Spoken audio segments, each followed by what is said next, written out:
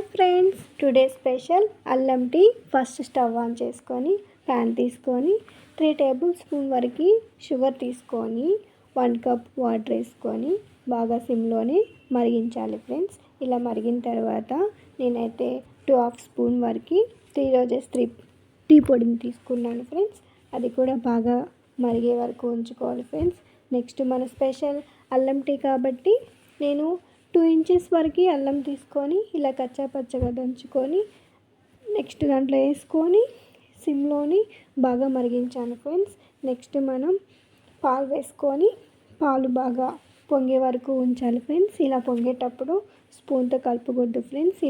ఇలా స్పూన్తో కలపడం వల్ల టీ అనేటివి పొంగి స్టవ్ మీద పడతాయి.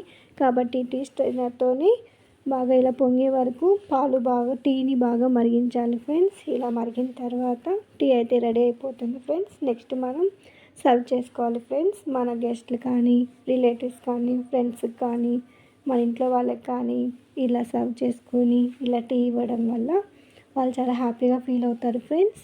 టీ అయితే రెడీ అయిపోయింది ఫ్రెండ్స్. మీరు కూడా టేస్ట్ చేసి చెప్పండి ఫ్రెండ్స్.